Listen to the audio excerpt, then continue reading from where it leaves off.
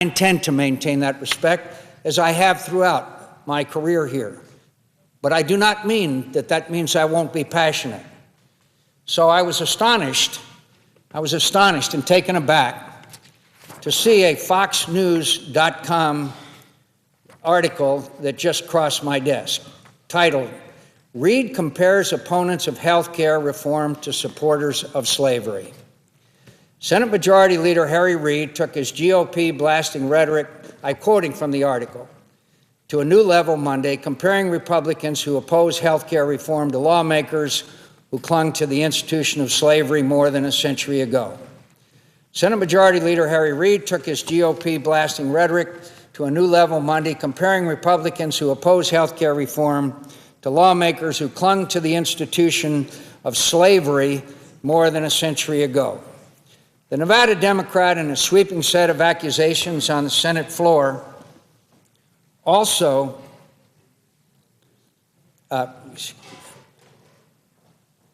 comparing Republicans who oppose health care reform to lawmakers who clung to the institution of slavery more than a century ago. The Nevada Democrat, in a sweeping set of accusations on the Senate floor, also compared health care foes to those who opposed women's suffrage and the civil rights movement, even though it was Senator Strom Thurmond, then a Democrat, who unsuccessfully tried to filibuster the Civil Rights Act of 1957. And it was Republicans who led the charge against slavery. So not only was Senator Reid wrong in his accusations, Senator Reid was also incorrect in who opposed slavery and who supported the Civil Rights Act. But that's not the important point here. The important point here, as the article goes on to say, but Reid argued that Republicans are using the same stalling tactics employed in this pre-Civil War era. Quote, and I quote from the article, who's quoting from Senator Reid, quote, "Instead of joining us on the right side of history, all the Republicans can come up with is slow down, stop everything, let's start over. If you think you've heard these same excuses before, you're right," Reid said on Monday.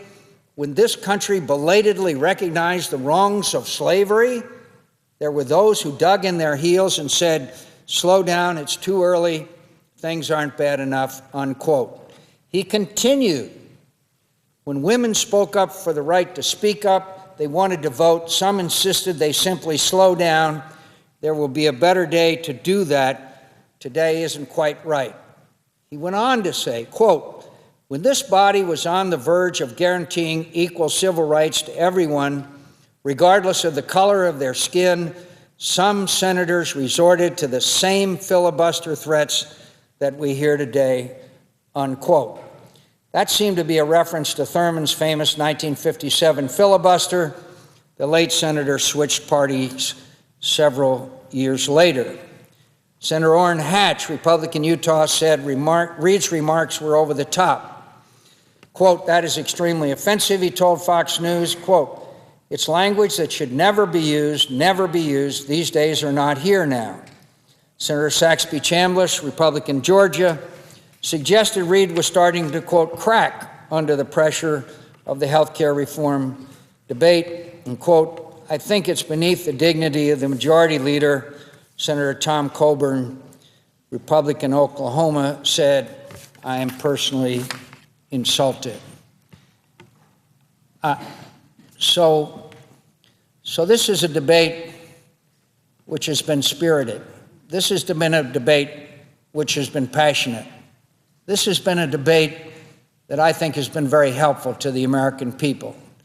And some of the back and forth that I've seen, I think has been excellent. It's been excellent debate and discussion. I enjoyed it when the senator from Montana and I had a discussion about various endorsements. I appreciated the fact that Senator Durbin brought my record to light and question it. But most importantly, most of the conversation has been about the components of this bill and its impact on the future of America. And so to somehow compare, as this article says, that we who believe firmly in the principles that are being violated by this 2,000-page legislation, as compared to people who supported slavery, I would very much appreciate if Senator Reid would come to the floor and, if not apologize, certainly clarify his remarks that he was not referring to those of us who we believe are doing our Constitution, carrying out and performing our constitutional duties, and that is acting in the best interests of our constituents on an issue that will impact the future of the United States of America for years and years and years. Madam President, I ask unanimous consent that the FoxNews.com article be included in the record at this time. Without objection. So, if I could return to my amendment would make sure that every beneficiary is protected and receives equal treatment. I'd expect strong bipartisan support, since I think we'd all like to see the same protections guaranteed for our own constituents.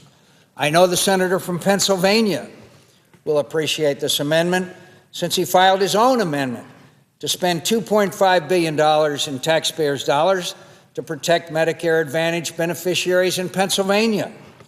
I guess the 864,000 Medicare Advantage beneficiaries in Pennsylvania weren't satisfied with the promise to protect so-called guaranteed benefits either.